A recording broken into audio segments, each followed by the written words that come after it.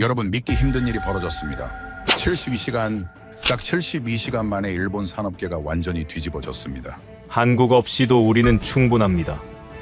일본 정부가 이렇게 선언한 지 단 3일 만에요. 500여 20조 원이 증발했습니다. 공장 12곳이 멈춰 섰습니다. 30년 경력의 베테랑 임원이 서울로 날아와서 이렇게 말했습니다. 삼성이 두렵습니다. 제발 도와주십시오. 대체 무슨 일이 있었던 걸까요?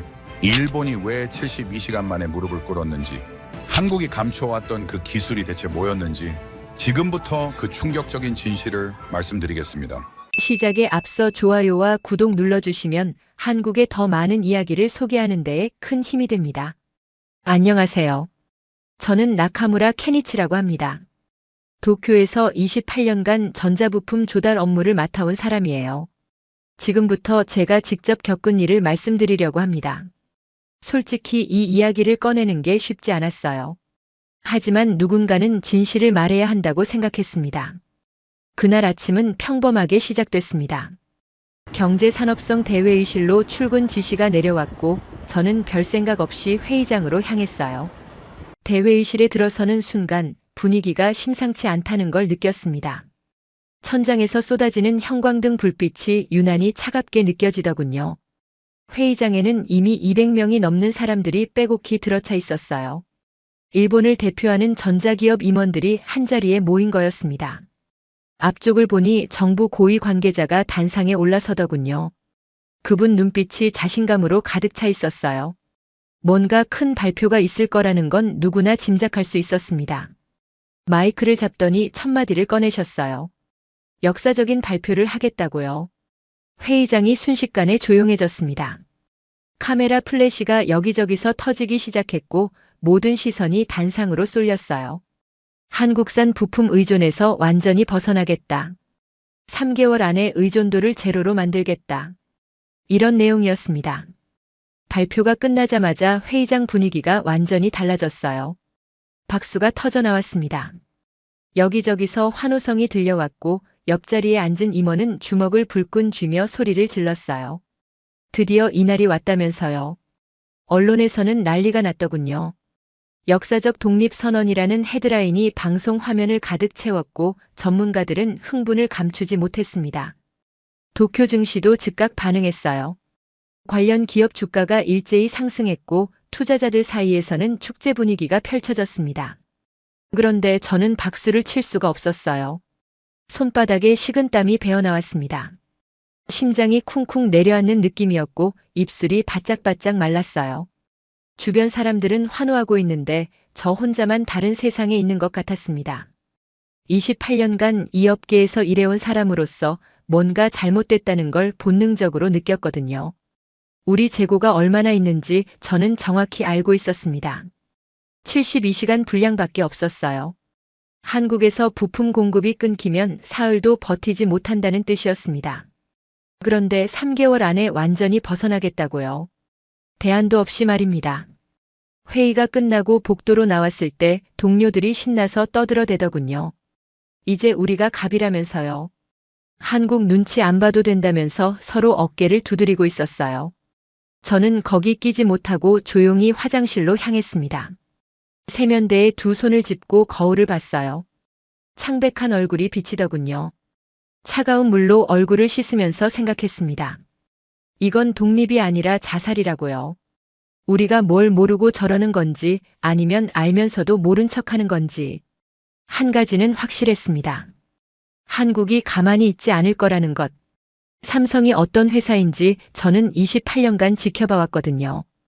그들은 당하고만 있는 사람들이 아니었어요. 우리가 갑이라고 믿고 싶었지만 현실은 정반대였습니다. 그날 저녁 집으로 돌아가는 지하철 안에서 창밖을 멍하니 바라봤어요. 도쿄의 야경이 평화로워 보였습니다. 사람들은 평소처럼 퇴근하고 가게들은 불을 밝히고 있었어요. 아무도 몰랐습니다. 이 평화로운 일상이 곧 산산조각 날 거라는 걸요. 저만 알고 있었어요. 폭풍이 오고 있다는 걸. 그리고 그 폭풍의 중심에 한국이 있다는 걸요. 그날 밤 저는 잠을 이룰 수가 없었습니다. 천장을 바라보면서 생각했어요. 대체 우리는 왜 이렇게 됐을까? 언제부터 이렇게 한국에 의존하게 된 걸까? 그리고 가장 무서운 질문이 머릿속을 떠나지 않았습니다. 한국이 정말로 멈추면 우리는 어떻게 되는 걸까? 답은 72시간 안에 나왔습니다. 그날 밤 잠을 설치면서 문득 아버지 생각이 났습니다. 아버지는 제가 이 업계에 발을 들이기 훨씬 전부터 전자부품 분야에서 일하셨던 분이에요. 젊은 시절에는 일본 반도체 산업의 황금기를 이끈 엔지니어 중 한 명이셨지요. 제가 어릴 때 아버지는 늘 자랑스러운 표정으로 회사 이야기를 들려주셨어요. 일본 기술이 세계 최고라고 우리를 따라올 나라는 없다고 말씀하시곤 했습니다. 그런 아버지의 표정이 완전히 달라진 날이 있었어요. 제가 26살 때였습니다. 아버지가 한국 출장을 다녀오신 날이었지요. 현관문이 열리는 소리에 거실로 나갔는데 아버지 얼굴이 심상치 않더군요. 평소와 전혀 다른 모습이었어요. 무언가에 깊이 충격받은 사람의 표정이랄까요? 눈빛이 흔들리고 있었습니다. 어머니가 안색이 안 좋다며 걱정하셨어요. 아버지는 그냥 피곤해서 그렇다고 하시며 방으로 들어가셨습니다. 저녁 식사 때도 아버지는 평소보다 말이 없으셨어요. 젓가락을 들었다가 내려놓기를 반복하시며 밥을 거의 드시지 않았지요. 그때 아버지가 갑자기 젓가락을 내려놓으시더니 저를 똑바로 쳐다보셨어요. 케니치, 오늘 한국 공장을 봤다. 아버지가 그렇게 말씀하셨습니다. 저는 어떠셨냐고 여쭤봤어요. 아버지는 한참 동안 창밖을 바라보시다가 낮은 목소리로 말씀하셨습니다. 저 사람들 눈빛이 다르다고요.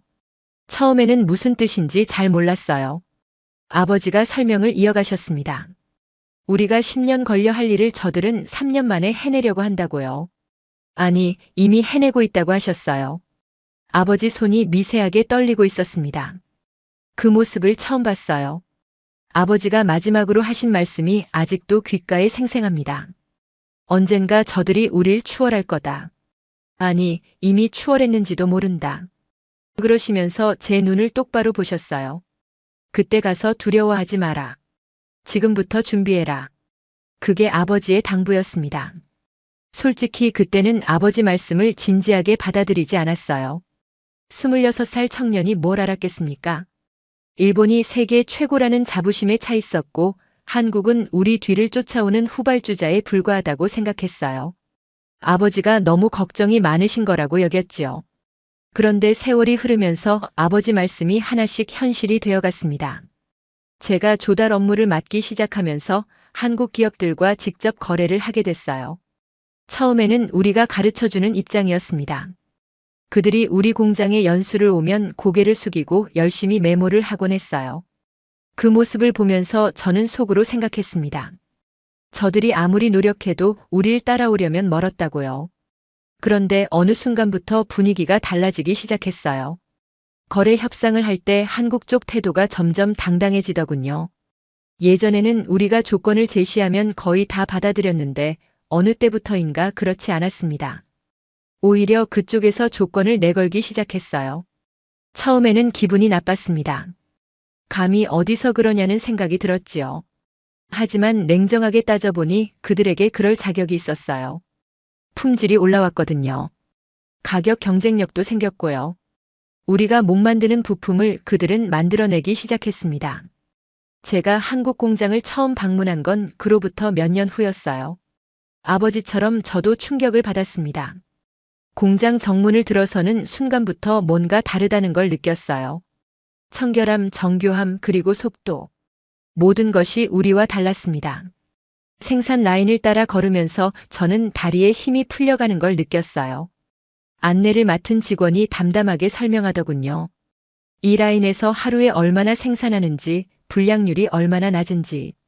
숫자를 들으면서 머리가 멍해졌습니다. 우리 공장과 비교가 안 됐어요. 그들의 불량률은 우리의 50분의 1 수준이었습니다. 그날 밤 호텔 방에서 천장을 바라보며 생각했어요. 이건 경쟁이 아니다. 이미 끝난 게임이다. 우리가 아직 연구 중인 기술을 그들은 이미 양산하고 있었고 우리가 5년 후 목표로 세운 수치를 그들은 작년에 달성했다고 하더군요. 아버지 말씀이 떠올랐습니다. 그때 가서 두려워하지 마라. 지금부터 준비해라. 그런데 저는 준비하지 않았어요. 알면서도 외면했습니다. 인정하기 싫었거든요. 일본이 한국에 뒤처졌다는 걸 인정하면 지는 것 같았어요. 제가 28년간 바쳐온 모든 것이 부정당하는 느낌이었습니다. 그래서 눈을 감았어요. 귀를 막았고요. 현실을 직시하지 않으면 그 현실이 사라질 거라고 스스로를 속였지요. 그 대가를 치르게 된 거였습니다. 경제산업성 발표가 있던 그날, 저는 아버지 유언을 떠올리며 괴로워했어요. 아버지는 몇 년 전에 돌아가셨거든요. 돌아가시기 전날 병원에서 저를 보시며 말씀하셨습니다. 두려워하지 마라. 인정하면 지는 게 아니다. 인정해야 다음이 있다. 그게 아버지의 마지막 말씀이었어요. 그런데 저는 여전히 인정하지 못하고 있었습니다. 회의장에서 박수를 치는 사람들을 보면서 나만 이상한 건가 하는 생각이 들었어요. 다들 축제 분위기인데 나 혼자만 불안에 떨고 있었으니까요. 하지만 그건 제가 현실을 알고 있었기 때문이었습니다. 72시간. 우리가 버틸 수 있는 시간은 고작 그것뿐이었어요. 그리고 한국이 움직이면 그 72시간도 채 못 버틸 수 있었지요. 저는 그걸 알고 있었습니다. 알고 있으면서도 아무것도 할 수 없었어요. 그날 밤 집에서 아버지 사진을 꺼내봤습니다. 제가 이 회사에 입사하던 날 함께 찍은 사진이었어요. 아버지는 환하게 웃고 계셨고 저도 웃고 있었습니다. 그때는 미래가 희망으로 가득 차 보였지요. 일본 전자산업의 황금기였으니까요. 사진 속 아버지에게 속삭였어요. 아버지, 그날이 왔습니다. 아버지가 경고하셨던 그날이요. 그런데 저는 준비가 안 됐어요. 어떻게 하면 좋죠? 물론 대답은 없었습니다. 다만 사진 속 아버지의 눈빛이 말하는 것 같았어요. 이제 와서 두려워해봤자 소용없다. 할 수 있는 걸 해라. 저는 사진을 가슴에 품었습니다. 그리고 기다렸어요. 한국이 어떻게 나올지, 삼성이 무슨 행동을 할지, 그들의 반격이 시작되기를 기다렸습니다. 그리고 정확히 24시간이 지났을 때 이상한 일이 벌어졌어요. 한국에서 아무런 반응이 없었던 겁니다. 발표가 있고 하루가 지났는데 한국은 놀라울 정도로 조용했습니다. 공식 성명도 없었고 항의도 없었어요. 마치 일본의 발표가 없었던 것처럼 아무런 움직임이 없었지요. 저는 그게 오히려 더 불안했습니다. 일본 언론에서는 온갖 해석을 쏟아냈어요. 한국이 충격에 말문이 막혔다. 대응책이 없어서 당혹해하고 있다. 결국 우리가 이긴 거다. 이런 기사들이 넘쳐났지요. 인터넷에서는 조롱이 난무했습니다. 한국이 겁먹었나 보다. 큰 소리만 치더니 막상 우리가 나가니까 할 말이 없는 거다. 이런 댓글들이 올라왔어요. 회사에서 마주치는 동료들도 비슷한 반응이었습니다. 한국이 쥐 죽은 듯이 조용하다면서 역시 우리가 갑이었다고 하더군요. 저는 웃으며 맞장구를 쳐줬지만 속으로는 불안감이 점점 커지고 있었어요. 너무 조용하다. 한국답지 않다. 28년간 그들과 거래하면서 한 가지 배운 게 있어요. 한국 사람들은 당하면 가만히 있지 않는다는 거였습니다. 특히 삼성 같은 회사는요. 그들이 이렇게 조용한 건 뭔가 준비하고 있다는 뜻이었어요. 폭풍 전야라는 말이 떠올랐습니다. 24시간 동안 저는 제대로 잠을 자지 못했어요. 사무실에서 한국 쪽 동향을 계속 확인했지만 아무 소식이 없었습니다. 너무 조용해서 오히려 소름이 돋았지요. 그리고 정확히 25시간째 되었을 때 제 휴대폰에 속보 알림이 떴습니다. 삼성 긴급 기자회견 예고. 심장이 쿵 내려앉았어요. 드디어 온 거구나. 저는 곧바로 회의실로 달려갔습니다. 대형 화면에 삼성 기자회견장이 생중계되고 있었어요. 회의실에는 이미 임원 10명 정도가 모여 있었습니다. 모두 화면을 뚫어지게 바라보고 있었지요. 분위기가 묘하게 긴장되어 있었어요. 24시간 전만 해도 축제 분위기였던 사람들이 지금은 불안한 표정을 감추지 못하고 있었습니다. 화면에 한 남자가 단상에 올랐어요. 삼성 고위 임원이었습니다. 50대 중반으로 보이는 남자였는데 첫인상이 강렬했어요. 날카로운 눈매의 표정은 무덤덤했습니다. 감정을 전혀 읽을 수 없는 얼굴이었지요. 화가 난 것도 아니고 당황한 것도 아니었어요. 그냥 담담했습니다. 그가 마이크 앞에 섰어요. 회의장이 쥐 죽은 듯 조용해졌습니다. 입을 열었습니다. 삼성입니다. 목소리도 담담했어요. 어제 일본 정부의 발표와 관련해서 말씀드리겠습니다. 회의실에 있던 모든 사람이 숨을 죽였습니다. 그가 말을 이었어요. 일본 고객사들께서 저희 제품의 품질에 의문을 제기하셨습니다. 그 순간 회의실에서 누군가 코웃음을 쳤어요. 이제 사과하려나 보다 하는 눈치였지요. 저도 그러길 바랐습니다. 하지만 다음 말이 우리 모두를 얼어붙게 만들었어요. 저희는 고객의 우려를 진지하게 받아들입니다. 따라서 일본향 제품에 대해 전수 품질 검사를 실시하겠습니다. 회의실이 술렁이기 시작했어요. 전수 품질 검사라고요. 그가 이어서 말했습니다. 검사 기간 중에는 출하를 일시 중단합니다. 웅성거림이 커졌어요. 출하 중단이라니. 그리고 마지막 한마디가 떨어졌습니다. 검사 완료 시점은. 그가 잠시 말을 멈추더니 카메라를 똑바로 응시했어요. 미정입니다. 그 순간 회의실이 완전히 얼어붙었어요. 미정. 미정이라고요. 언제 끝날지 모른다는 뜻이잖아요. 그가 마지막으로 덧붙였습니다. 품질에는 타협이 없습니다. 완벽한 제품만을 제공하겠습니다. 이상입니다. 그리고 단상에서 내려왔어요. 기자들의 질문은 받지 않았습니다. 회의실이 난리가 났어요. 뭐야 저게. 출하 중단이라고. 미정이 뭐야. 미정이라니. 사람들이 소리를 지르기 시작했습니다. 저는 그 소란 속에서 홀로 침묵했어요. 깨달았거든요. 이건 품질 검사가 아니다. 선전포고다. 화면 오른쪽 하단에 주가 창이 떠 있었습니다. 우리 회사 주가가 발표 5분 만에 1% 가까이 빠져 있더군요. 10분 후에는 2%, 30분 후에는 3%가 넘게 떨어졌어요. 관련 기업들도 마찬가지였습니다. 회의실 분위기가 급격히 변했어요. 아까까지 축제 분위기였던 사람들 얼굴이 하얗게 질려 있었습니다. 현실이 뭔지 깨달은 거지요. 누군가 비명에 가까운 소리를 질렀어요. 재고가 얼마나 있지? 72시간이야. 삼성이 3일만 버텨도 우리 공장 전부 멈춘다고. 저는 조용히 창밖을 바라봤습니다. 해가 지고 있었어요. 하늘이 붉게 물들어가고 있었지요. 아버지 목소리가 귓가에 맴돌았습니다. 그때 가서 두려워하지 마라. 저는 속으로 중얼거렸어요. 시작됐구나. 그날 밤 저는 사무실에 남아서 계산기를 두드렸습니다. 현재 재고 72시간 분량. 하루 생산 중단 시 손실 규모를 따져봤어요. 3일 후면 전 공장 가동 중단. 일주일 후면 협력 업체들이 연쇄적으로 무너지기 시작할 거였습니다. 손이 떨렸어요. 전화기를 들었습니다. 삼성 쪽 담당자 번호를 눌렀어요. 신호음이 울렸습니다. 한 번, 두 번, 세 번. 연결이 되지 않았습니다. 다른 번호를 눌렀어요. 역시 안 받더군요. 모든 라인이 막혀 있었습니다. 의자에 기대어 천장을 올려다봤어요. 삼성이 진심이구나. 진짜로 끊을 작정이구나.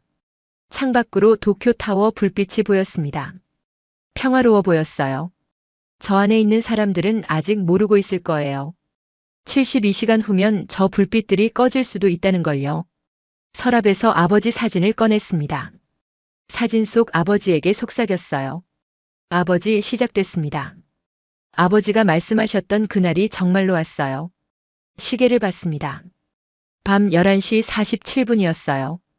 카운트다운이 시작된 거였습니다. 남은 시간은 이제 60시간도 채 되지 않았어요.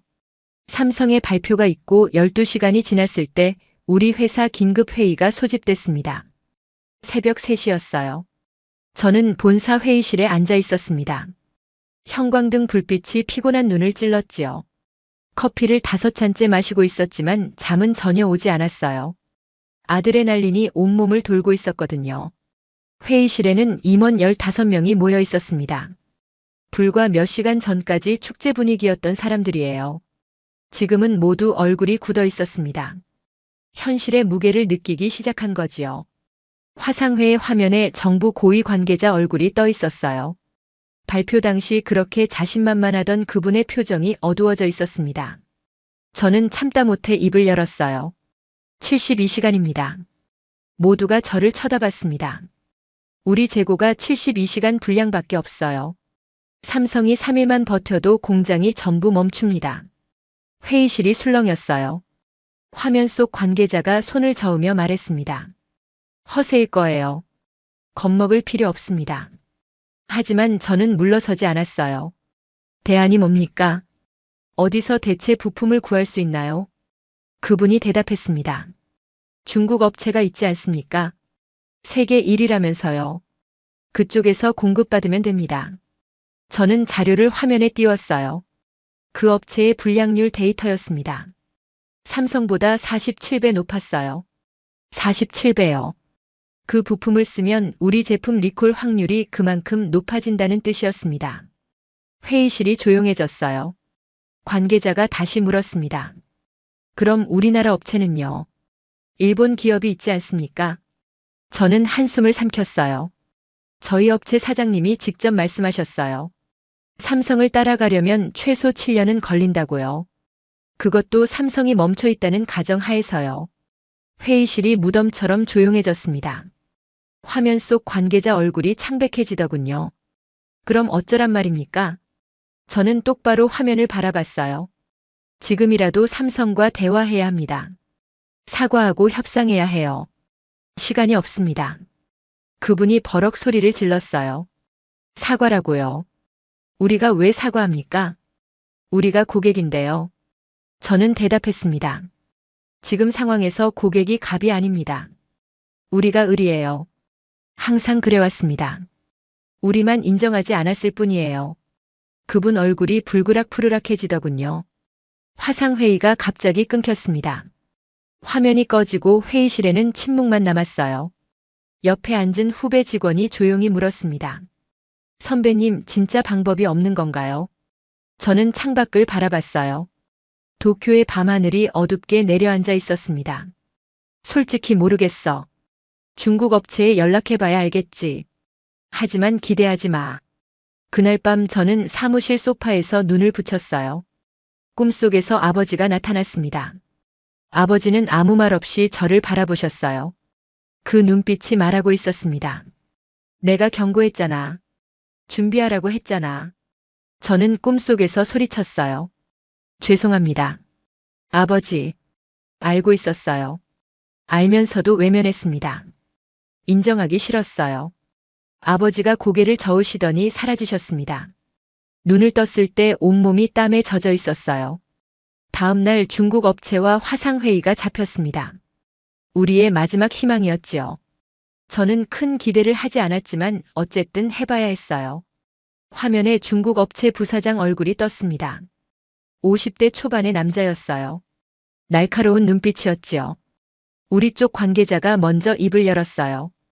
급하게 연락드려 죄송합니다. 부품이 필요합니다. 가능한 한 빨리요. 상대방이 잠시 침묵하더니 고개를 저었습니다.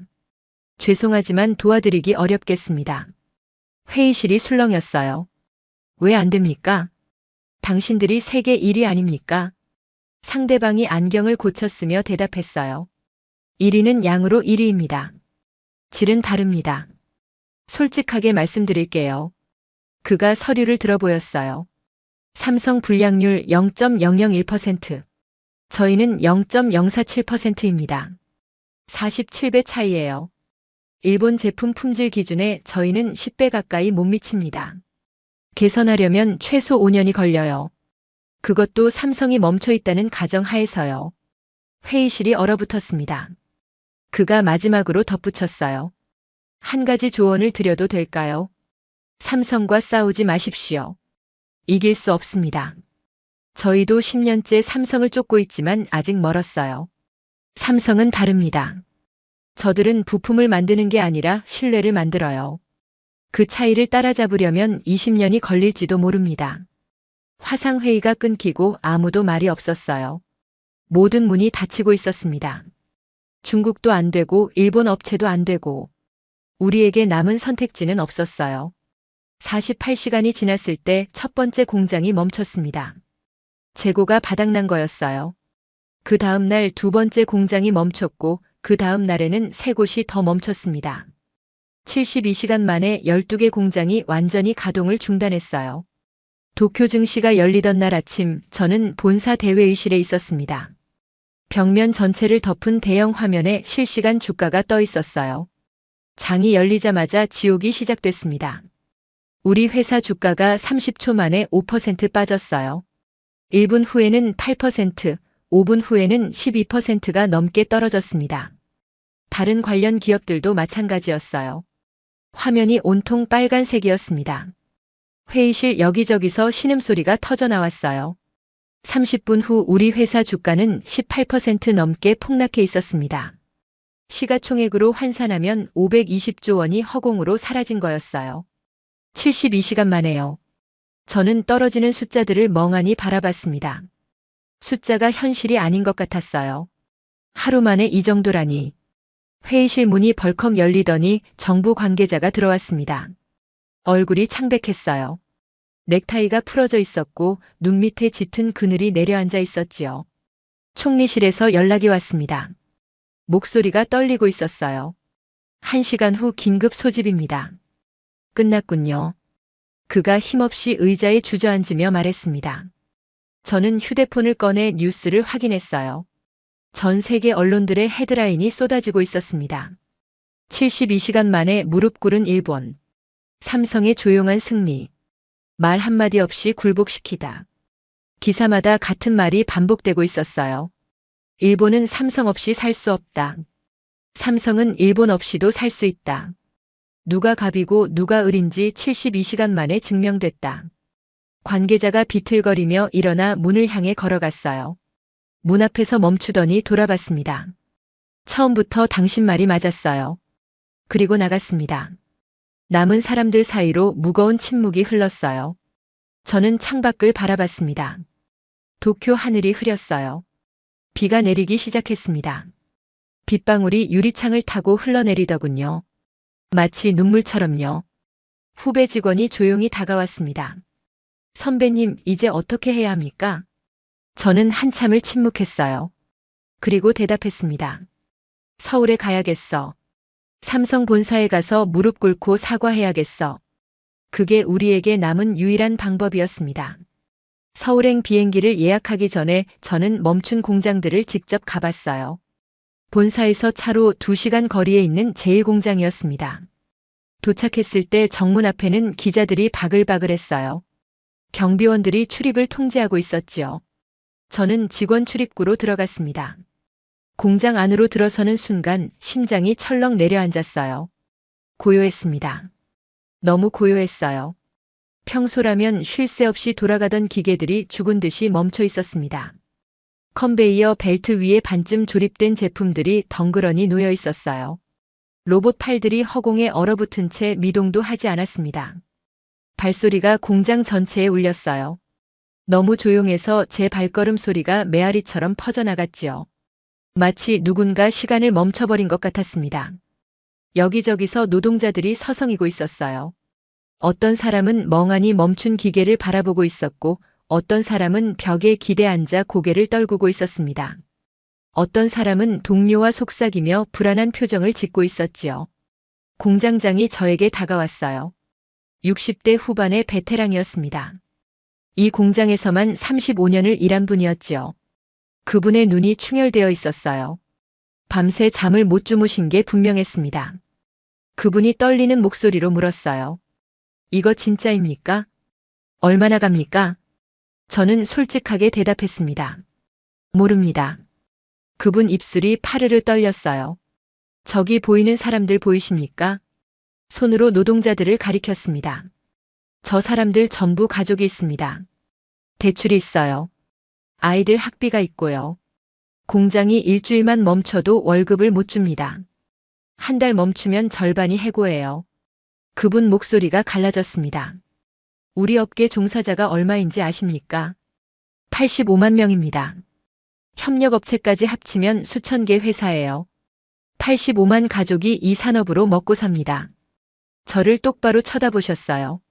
삼성이 한 달만 버텨도 그 사람들 전부 길거리에 나앉습니다. 저는 대답할 수가 없었어요. 그분 말씀이 맞았거든요.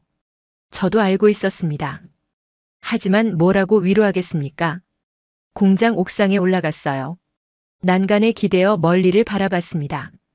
저 멀리 다른 공장들의 굴뚝이 보였어요. 연기가 나오지 않았습니다. 평소라면 하얀 수증기가 피어올랐을 시간이었지요. 하지만 지금은 굴뚝들이 죽은 듯이 서 있었어요. 그 광경을 보면서 저는 생각했습니다. 이게 현실이구나. 우리가 자초한 일이구나. 휴대폰이 울렸어요. 또 다른 공장에서 전화였습니다. 멈췄다는 소식이었지요. 그 다음 시간에도 전화가 왔고 그 다음 시간에도 왔어요. 하나씩 공장들이 꺼져가고 있었습니다. 72시간. 정확히 그 시간 만에 12개 공장이 완전히 멈췄어요. 하루 생산 손실이 얼마인지 계산해 봤습니다. 눈앞이 캄캄해지더군요. 그날 저녁 저는 집으로 돌아가지 않았어요. 사무실에 남아서 서울행 비행기 표를 예약했습니다. 마지막 희망이었지요. 직접 가서 만나고 머리를 조아리고 부탁하는 수밖에 없었어요. 비행기가 이륙했을 때 창밖으로 도쿄 야경이 멀어져 갔습니다. 수백만 개의 불빛이 반짝이고 있었어요. 평화로워 보였지요. 하지만 저 불빛들 아래에서는 아수라장이 펼쳐지고 있었습니다. 눈을 감았어요. 아버지 얼굴이 떠올랐습니다. 아버지가 한국 출장에서 돌아오셨던 그날 저녁이 생각났어요. 현관문이 열리는 소리에 거실로 나갔던 기억. 아버지 표정이 평소와 다르던 것. 저녁 식사 때 젓가락을 내려놓으시며 하셨던 말씀. 저 사람들 눈빛이 다르다. 우리가 10년 걸릴 일을 3년에 해낸다. 그때는 이해하지 못했어요. 아니, 이해하고 싶지 않았던 거지요. 인정하면 지는 것 같았으니까요. 비행기가 흔들렸어요. 눈을 떴습니다. 창밖을 보니 구름 아래로 불빛들이 보이기 시작했습니다. 서울이었어요. 안내방송이 흘러나왔습니다. 곧 인천공항에 착륙한다고요. 저는 가슴에 손을 얹었어요. 심장이 쿵쿵 뛰고 있었습니다. 아버지 말씀이 또 떠올랐어요. 그때 가서 두려워하지 마라. 인정하면 지는 게 아니다. 인정해야 다음이 있다. 저는 속으로 중얼거렸습니다. 아버지, 저 이제 갑니다. 늦었지만 인정하러 갑니다. 비행기가 하강하기 시작했어요. 서울의 불빛이 점점 가까워졌습니다. 인천공항에 내리자마자 저는 눈을 의심했습니다. 이게 정말 한국인가? 제가 기억하는 한국과 너무 달랐거든요. 오래전 처음 한국에 왔을 때는 공항도 허름했고 시설도 낡았어요. 일본보다 한참 뒤처진 나라라고 생각했었지요. 그런데 지금 눈앞에 펼쳐진 광경은 완전히 달랐습니다. 인천공항 터미널은 유리와 강철로 이루어진 거대한 예술작품 같았어요. 천장이 끝없이 높았고 햇빛이 유리창을 통해 쏟아져 들어오고 있었습니다. 바닥은 거울처럼 반짝였고 어디에도 먼지 한 점 보이지 않았어요. 우리나라 공항과 비교가 됐습니다. 솔직히 비교 자체가 민망할 정도였어요. 입국 심사도 빨랐어요. 자동 심사 기계가 줄지어 있었고 사람들이 몇 초 만에 통과하고 있었습니다.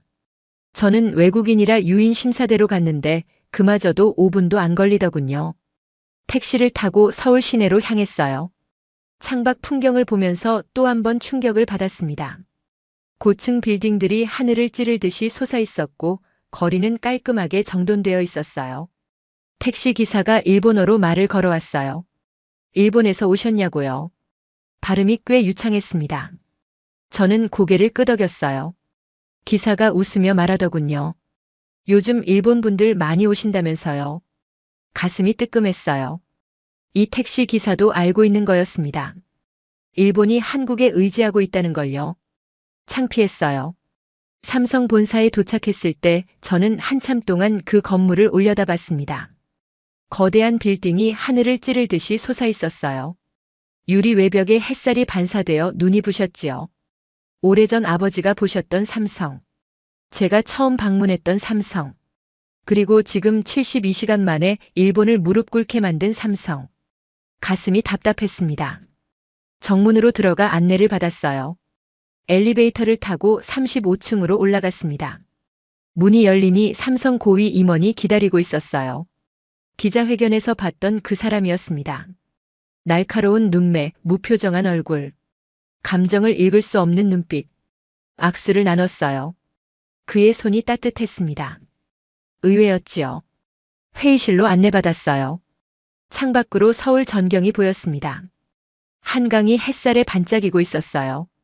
아름다운 광경이었습니다. 그가 먼저 입을 열었어요. 멀리서 오셨습니다. 무슨 말씀을 하러 오셨습니까? 저는 깊이 숨을 들이쉬었어요. 심장이 쿵쿵 뛰었습니다. 28년 동안 눌러왔던 말. 한 번도 입 밖에 꺼내지 못했던 말. 이제 해야 할 때였어요. 사과하러 왔습니다. 그의 눈썹이 미세하게 올라갔어요. 무엇에 대한 사과입니까? 저는 창밖을 바라봤습니다. 한강이 유유히 흐르고 있었어요. 모든 것에 대해서요. 그리고 말문이 막혔어요. 목이 메었거든요. 그가 조용히 기다렸습니다. 저는 다시 입을 열었어요. 삼성이 두렵습니다. 그의 눈이 커졌어요. 처음으로 표정 변화가 보였습니다. 두렵다고요? 네, 28년간 두려웠습니다. 회의실에 무거운 침묵이 흘렀어요. 저는 말을 이었습니다. 우리는 삼성을 무시한 적이 없습니다. 처음부터 두려웠어요. 두려워서 외면한 겁니다. 그가 아무 말 없이 저를 바라봤어요. 아버지가 오래전에 경고하셨습니다. 저는 계속 말했어요. 한국 공장을 보시고 오셔서 말씀하셨어요. 언젠가 저들이 우리를 추월할 거라고. 그때 가서 두려워하지 말고 준비하라고. 쓴웃음이 나왔어요. 저는 준비하지 않았습니다. 왜냐고요? 인정하기 싫었으니까요. 삼성이 우리보다 낫다는 걸 인정하면 지는 것 같았어요. 일본이 한국한테 진다고 말하는 것 같아서요. 목소리가 떨렸어요. 그래서 외면했습니다. 알면서도 모른 척했어요. 눈을 감으면 현실이 사라질 거라고 스스로를 속였습니다. 그가 천천히 고개를 끄덕였어요. 계속하세요. 저는 숨을 깊이 들이쉬었습니다. 72시간이 증명했습니다. 외면한다고 사라지지 않는다는 걸요. 눈물이 차올랐어요. 삼성은 거기 있었습니다. 항상 거기 있었어요. 우리가 눈을 감아도 귀를 막아도 삼성은 계속 앞으로 나아가고 있었습니다. 우리만 제자리였어요. 아니, 우리는 오히려 뒤로 가고 있었습니다. 28년을 참았던 눈물이 흘러내렸어요. 아버지가 돌아가시기 전에 말씀하셨습니다. 두려워하지 말라고. 인정하면 지는 게 아니라고. 인정해야 다음이 있다고요.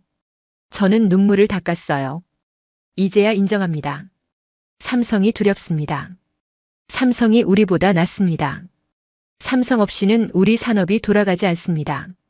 그리고 저는 자리에서 일어났어요. 테이블을 돌아 그의 앞으로 갔습니다. 그리고 무릎을 꿇었어요. 딱딱한 대리석 바닥이 무릎뼈를 눌렀습니다. 아팠지만 개의치 않았어요. 고개를 숙인 채 말했습니다. 제발 부탁드립니다. 저희 회사에 수천 명의 직원이 있습니다. 그들에게는 가족이 있어요. 부모가 있고 아이들이 있습니다. 제 때문에 그 사람들이 길거리에 나앉게 할 수는 없습니다. 침묵이 흘렀어요. 그의 손이 제 어깨에 닿았습니다. 일어나세요. 저는 고개를 들었어요. 그의 눈에 복잡한 감정이 서려 있었습니다. 분노도 아니고 조롱도 아니었어요. 이해에 가까운 표정이었지요. 그가 저를 부축해 일으켜 세웠어요. 그리고 말했습니다. 저희는 복수를 원하는 게 아닙니다. 굴복을 원하는 것도 아니에요. 저희가 원하는 건 단 하나입니다. 일본이 진실을 인정하는 거예요. 저는 고개를 끄덕였어요. 그가 창밖을 바라보며 말을 이었습니다. 저희 아버지도 비슷한 말씀을 하셨어요. 경쟁은 같이 커야 의미가 있다고. 상대를 무너뜨리면 우리도 결국 무너진다고. 저를 돌아봤어요. 일본이 무너지면 아시아 전체가 흔들립니다. 그건 저희한테도 손해예요. 같이 가야 합니다. 경쟁하면서도 함께요. 그가 서류 한 뭉치를 꺼냈어요. 이건 저희가 준비한 새로운 협력 제안서입니다. 저는 서류를 받아들었어요. 손이 떨렸습니다. 왜 이렇게까지 해주시는 겁니까? 그가 희미하게 웃었어요. 용기 있는 분이시군요. 인정하러 여기까지 오셨잖아요. 늦었어도 왔으니까요. 그가 손을 내밀었어요. 앞으로 잘 부탁드립니다. 저는 그 손을 잡았습니다. 단단한 악수였어요. 손바닥에서 온기가 전해졌습니다. 적이 아니라 파트너의 손이었지요. 그 순간 깨달았어요. 두려움을 인정하니까 두려움이 사라지더군요. 28년간 짓눌려왔던 무게가 어깨에서 내려가는 느낌이었습니다. 창밖으로 서울 하늘이 보였어요. 맑았습니다. 구름 한 점 없이 푸르렀지요. 서울에서 돌아오는 비행기 안에서 저는 창밖을 바라봤어요. 구름 사이로 햇살이 쏟아지고 있었습니다. 며칠 전 이 비행기를 탈 때와는 완전히 다른 기분이었어요. 갈 때는 가슴이 무겁고 다리가 후들거렸거든요. 하지만 돌아오는 길은 달랐습니다. 어깨에서 28년 동안 짊어지고 있던 짐이 내려간 느낌이었어요. 삼성 임원과 나눴던 대화가 머릿속에서 떠나지 않았습니다. 인정하러 여기까지 오셨잖아요. 늦었어도 왔으니까요. 그 말이 계속 귓가에 맴돌았어요. 도쿄에 도착하니 공항 분위기가 예전과 달랐습니다. 며칠 전만 해도 온통 어두운 뉴스뿐이었는데 이제는 뭔가 달라진 게 느껴지더군요. 희망이라고 해야 할까요? 아주 작은 빛이지만 분명히 보이기 시작했어요. 회사로 돌아가는 길에 휴대폰이 울렸습니다. 후배 직원이었어요. 선배님, 삼성에서 연락이 왔습니다. 부품 출하가 재개된다고요. 심장이 쿵 뛰었어요. 정말이냐고 되물었습니다. 네, 방금 공식 통보받았습니다. 전화를 끊고 저는 한참 동안 멍하니 서 있었어요. 됐구나. 정말로 됐구나. 눈물이 핑 돌았습니다. 부끄러워서 얼른 고개를 숙였지요. 며칠 후 공장 정문 앞에 대형 트럭이 들어왔어요. 저는 직접 마중을 나갔습니다. 직원들도 전부 나와 있었어요. 수천 명이 정문 앞에 모여 있었습니다. 다들 긴장한 표정이었지요. 며칠 동안 멈춰있던 공장이 다시 돌아갈 수 있을지 모두가 불안해하고 있었거든요. 트럭 문이 열렸어요. 부품 상자들이 보였습니다. 하나하나에 삼성 로고가 선명하게 박혀 있었어요. 그리고 그 밑에는 작은 글씨로 이렇게 적혀 있었습니다. 한국에서 만든. 저는 그 상자들을 바라보면서 가슴이 먹먹해졌어요. 며칠 전만 해도 상상할 수 없었던 광경이었거든요. 우리가 그렇게 무시했던 나라의 기술이 지금 우리를 살리러 온 거였습니다. 공장장이 다가왔어요. 그분 눈에도 눈물이 맺혀 있더군요. 이제 라인 돌려도 되겠습니까? 저는 고개를 끄덕였습니다. 그래요. 돌리세요. 다시 시작합시다. 직원들 사이에서 환호성이 터져 나왔어요. 누군가는 박수를 쳤고 누군가는 눈물을 훔쳤습니다. 오랫동안 이 공장을 지켜온 사람들이었어요. 공장이 멈춘다는 건 그들에게 삶이 멈추는 거나 마찬가지였거든요. 그날 오후 며칠 만에 기계 돌아가는 소리가 들렸습니다. 쿵쿵쿵. 그 소리가 그렇게 반가울 수가 없었어요. 심장이 다시 뛰기 시작한 것 같았습니다. 컨베이어 벨트가 움직이고 로봇 팔들이 다시 일하기 시작했어요. 죽은 듯이 멈춰있던 공장에 생기가 돌아왔습니다. 저는 사무실 창가에 서서 굴뚝을 바라봤어요. 하얀 연기가 다시 피어오르고 있었습니다. 며칠 만이었지요. 그 연기가 얼마나 소중한 건지 그때서야 알았어요. 저녁 무렵 퇴근하고 조용해진 공장 앞에 섰습니다. 깃발 2개가 나란히 펄럭이고 있었어요. 하나는 우리 회사 깃발이었고 다른 하나는 새로 건 것이었습니다. 삼성과의 협력을 상징하는 깃발이었지요. 석양빛에 물들어 붉게 빛나고 있었어요. 예전 같았으면 치욕이라고 생각했을 광경이었습니다. 일본 회사 앞에 한국 회사 깃발이 나란히 걸려 있다니. 자존심이 허락하지 않았을 거예요. 하지만 지금은 달랐어요. 저 깃발이 있기에 우리가 살 수 있는 거였으니까요. 사무실로 돌아와서 책상 위에 놓인 서류들을 정리했습니다. 내일 해야 할 일들이 쌓여 있었어요. 납품 일정 확인, 품질 검사, 직원 면담. 평범한 일상이 돌아온 거였지요. 그 평범함이 얼마나 소중한 건지 저는 이제야 알게 됐어요. 서랍에서 아버지 사진을 꺼냈습니다. 제가 이 회사에 입사하던 날 함께 찍은 사진이었지요. 아버지는 환하게 웃고 계셨고 저도 웃고 있었어요. 그때는 미래가 희망으로 가득 차 보였습니다. 사진 속 아버지에게 속삭였어요. 아버지, 해냈습니다. 28년이나 걸렸지만 인정했어요. 아버지 말씀이 맞았습니다. 인정하면 지는 게 아니더라고요. 인정해야 다음이 있더라고요.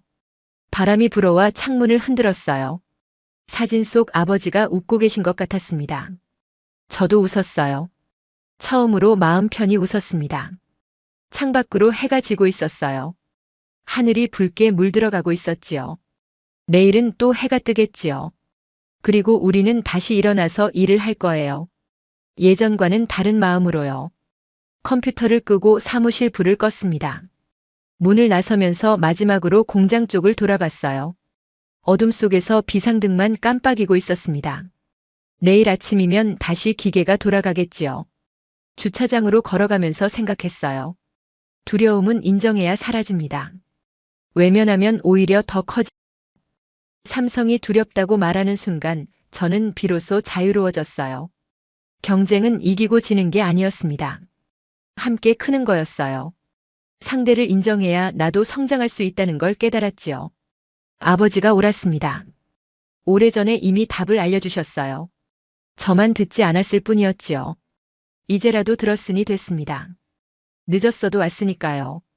차에 올라타고 시동을 걸었어요. 백미러로 공장이 점점 멀어지는 게 보였습니다. 굴뚝은 이제 어둠 속에 묻혔지만 내일이면 다시 연기가 피어오르겠지요. 그게 우리의 일상이니까요. 이제는 혼자가 아니라 함께 만들어가는 일상이에요. 여러분, 두려워하지 마세요. 인정하면 지는 게 아닙니다. 인정해야 다음이 있어요. 72시간 만에 일본을 무릎 꿇게 만든 삼성. 대한민국 기술이 세계를 움직이고 있습니다. 이 자랑스러운 이야기를 주변에 널리 알려주세요. 작은 자부심이 큰 힘이 됩니다. 저는 나카무라 케니치였습니다. 긴 이야기 들어주셔서 감사합니다. 오늘 사연은 여기까지입니다.